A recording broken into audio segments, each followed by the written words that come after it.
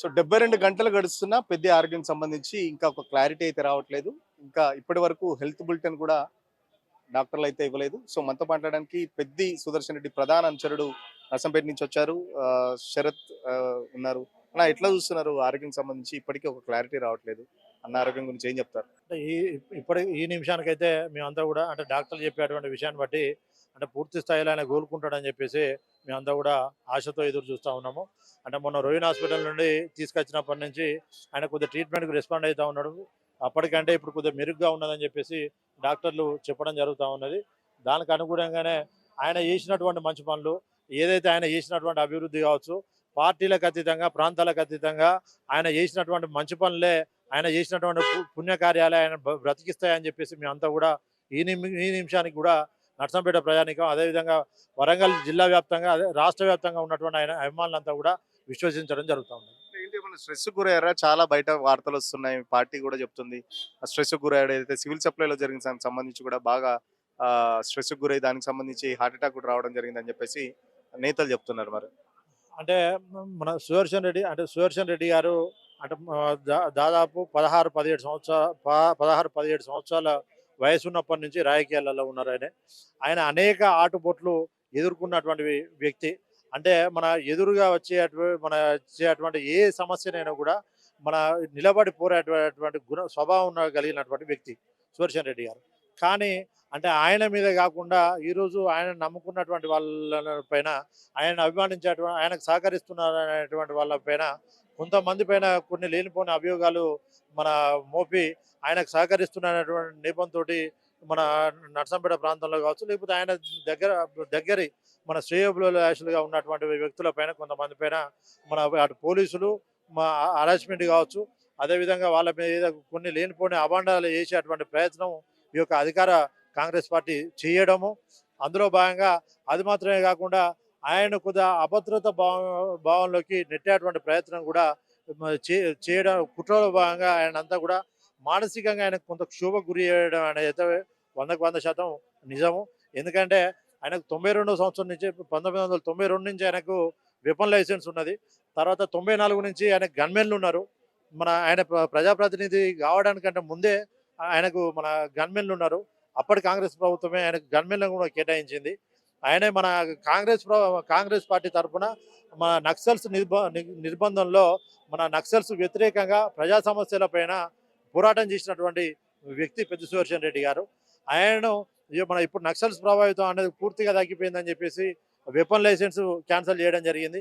అదేవిధంగా అంటే గన్మెన్ ఉండడనేటువంటి నిబంధన చూపించి మన వెపన్ లైసెన్స్ రెన్యువల్ చేయకుండా మన వెపన్ లైసెన్స్ క్యాన్సిల్ చేసిన తర్వాత 2 నెలలకే గన్మెన్ కూడా తొలగించడం, ఇలా మన 1 బై 1 ఆయన అటు ఆయన నమ్ముకున్నటువంటి వాళ్ళపైన, కుటుంబ సభ్యులపైన, ఆయన పైన మన ఇలాంటి మన మానసికమైనటువంటి ఒత్తిడులు తీసుకురావడం, ఇవన్నీ కూడా ఆయనకు ఈరోజు అనారోగ్య పాలవడానికి ఒక ప్రధాన కారణంగా కూడా మేము భావిస్తా ఉన్నాము. మందు తాగడు, నాన్ వెజ్ తినడు. ఎట్లా అనిపిస్తుంది మరి? చాలా మంది బయట ఎట్లా ఉంటారంటే ఫుల్ తాగి నాన్ వెజ్ తిని అంత ఏం చేసేటోళ్ళకేమో బాగుంది.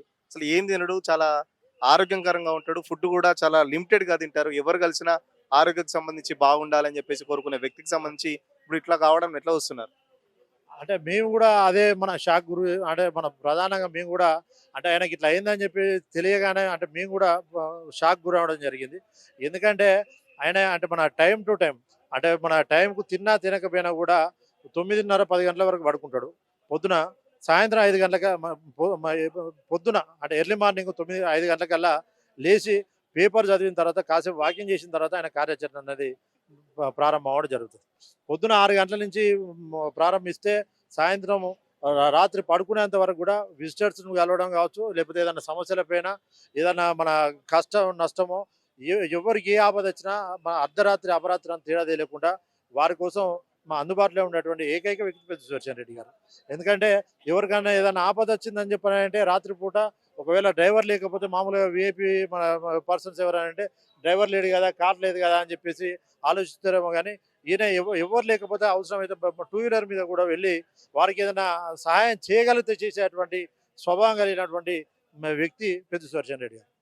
ఎట్లా ఉండేవాడు కార్యకర్తలు, ఎట్లా ఉండేవాడు ఎమ్మెల్యేగా ఉన్నప్పుడు కానీ, లేకపోతే ఇప్పుడు మాజీ ఎమ్మెల్యేగా ఉన్నాడు, ఎట్లా ఉండేది కార్యకర్తలు ఆయన అనుబంధం ఎట్లా ఉండేది? మీరు ప్రధాన అనుచరుడుగా పెద్ది సుదర్శన్తో చాలా ఏళ్ల కాలం నుంచి ట్రావెల్ చేస్తున్నాడు, పెద్దన్న మనస్తత్వం ఎట్లా ఉండేది? అంటే మన ఆయనకు అధికారం ఉన్నా లేకపోయినా, ఎమ్మెల్యే అయినా కాకపోయినా అనునిత్యం కూడా ప్రజా జీవితంలో ఉండేటువంటి వ్యక్తి పెద్ద సుదర్శన్ రెడ్డి గారు.